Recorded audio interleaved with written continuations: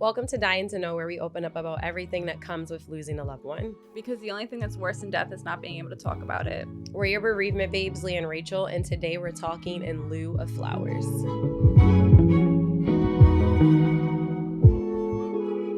So Leah, can you explain a little bit what in lieu of flowers means? Yes.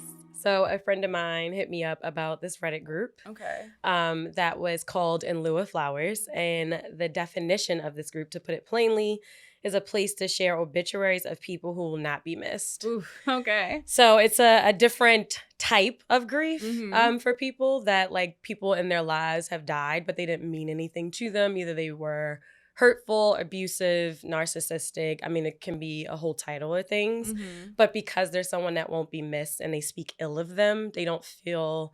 Well, I can't speak for these people. I don't know. But I'm assuming But they're not some trying to of give them their flowers. Yeah, they're not trying to give them their flowers, and they just need a safe space to kind of just write all the bad things they ever wanted to say about them. Oh, wow. Okay. Yeah. So how has diving into that been, felt, looked? It's been interesting. Yeah. It looks like a real obituary. So they start telling you about the person's life. So instead of it reading maybe like, I don't know, Mae Johnson was born on this day to like loving parents, it would be like, Mae Johnson, that redheaded redneck bitch, is dead. Like, it really goes deep.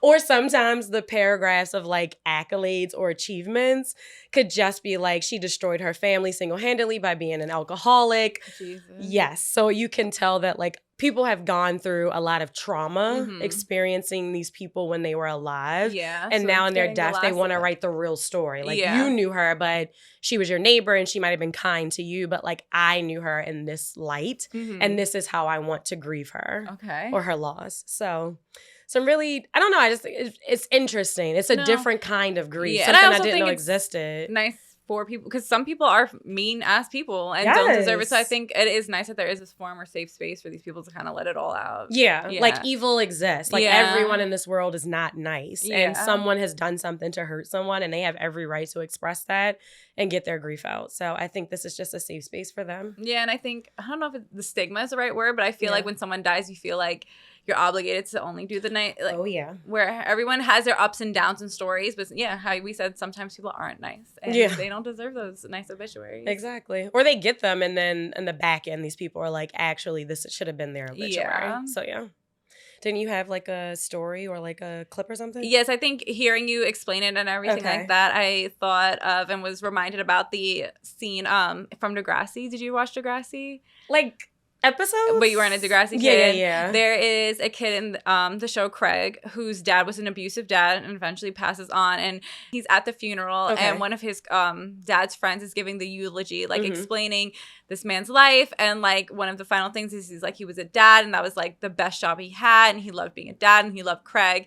And when Craig starts to hear this, he just starts laughing. Like in the middle of in the middle of the funeral, All right. in the middle of all these like mourning people who are mourning their friend. And he gets pulled out, and the guy who pulls him out is kind of just like, you know, you and your dad had an interesting relationship. Like, it was just different. And he's was like... it the guy that giving the eulogy? Or no, it was a someone different one.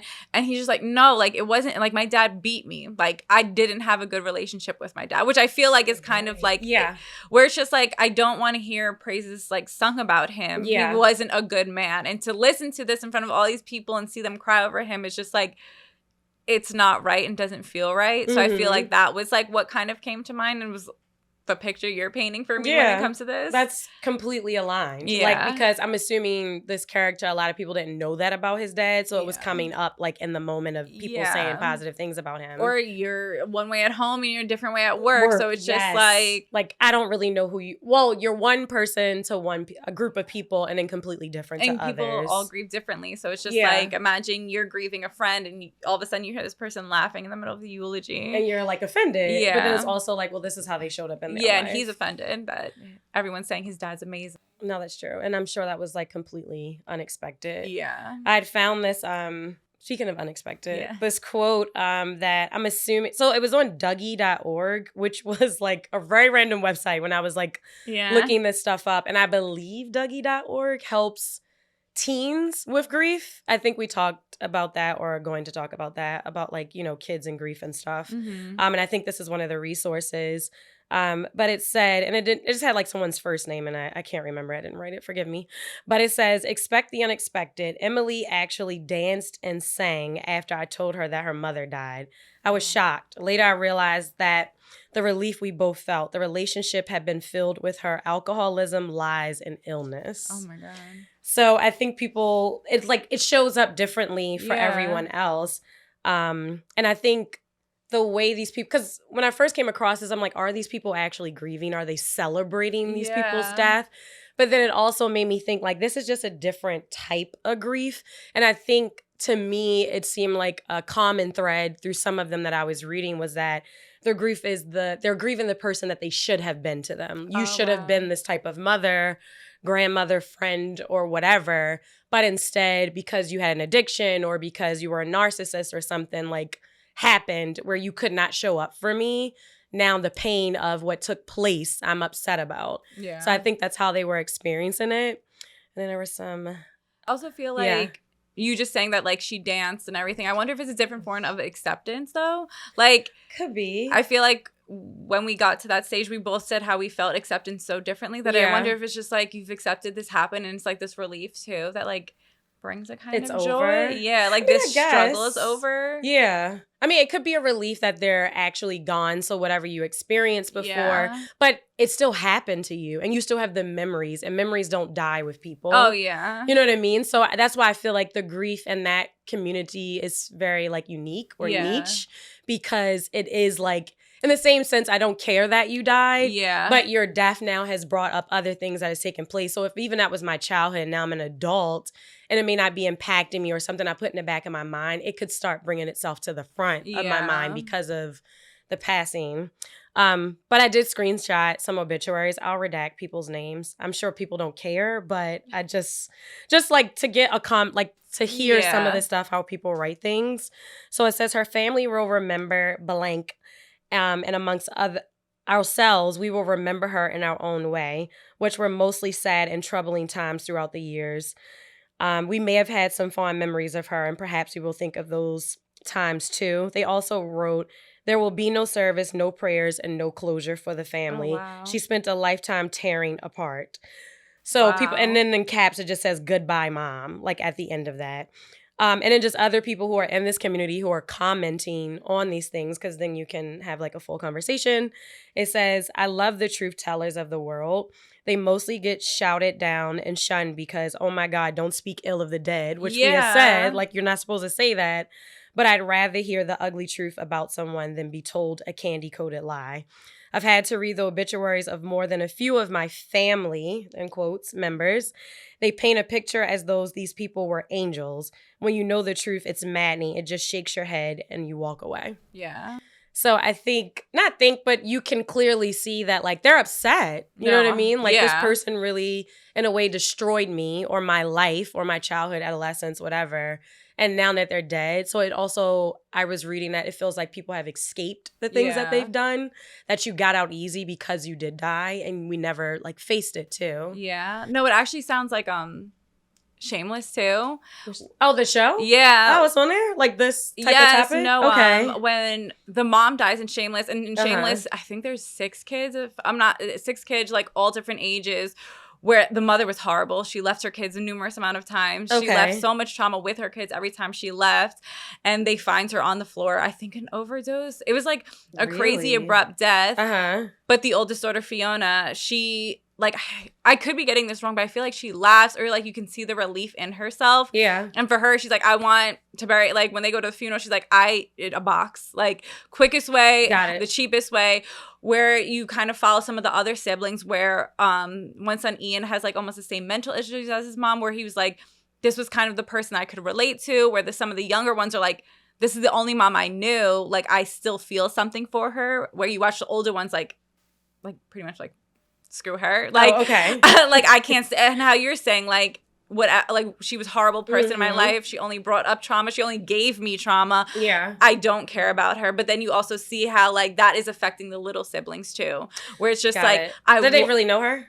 The mom, since they were young? They only knew her like, they only knew, like, that was their mom. Got like, it. no, she wasn't in the picture a lot, but when she was in the picture, like, she showed them this weird type of love, which I feel is also hard for the oldest daughter to see. Like, kind of like, why could you never give me that?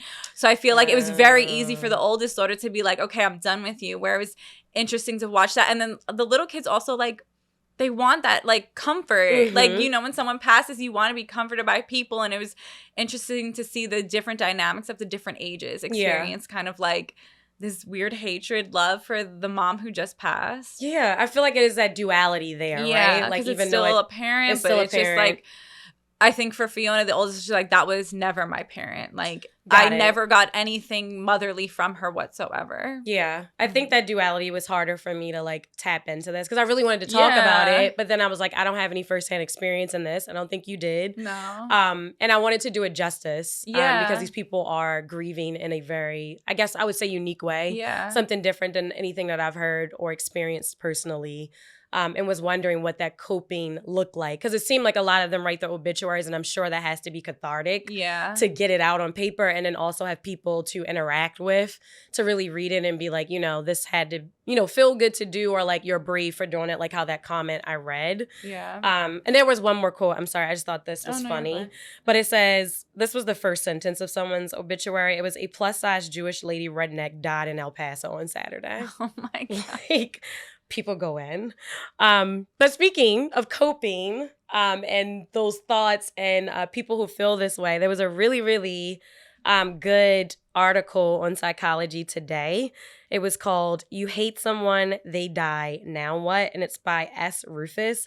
Really good read. I think it's a very quick read, but it's really good. And just some high level things that she talked about was hatred is powerful emotion that doesn't vanish when someone dies. Yeah. So if you hated them when they were alive and they did something to you, it's not going anywhere. It's still harbored, you know, in you, in your spirit. She also talks about like death deletes nothing. So yes, they're dead, but it still happened to you, so you can't ignore it.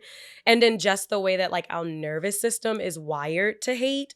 And she brought up a good point about like Hitler. So she was saying that you can find millions of people who hate Hitler and will talk shit about him, and no one says like, don't speak ill of the dead. But if someone says, oh, my grandmother died, you go, sorry for your loss. And they're like, I don't give a fuck about her. It's more shocking to hear that about a personal relationship than of a larger figure who did something terrible that we all witnessed or knew about. Just also having conversations where it's okay to like... Yeah, and holding space for people like that. Because I've noticed too when I've asked people specifically about breakups now or divorces, like when people say I got a divorce or we're broken up, I always ask like, well, how do you feel? Because if it was a bad relationship, then congratulations. Yeah, you chose 100%. yourself. You know, and that should be a pat on the back, even though I know that you're grieving it. Yeah. But it still is like, that was a powerful move for you. So I think us as people who are supporting those who are grieving to hold space for them to get these things off their chest. If that person was like that to them. Yeah, that should be giving space validated. for any reaction. Yeah. And she also talked about in an article how that hate can become internal.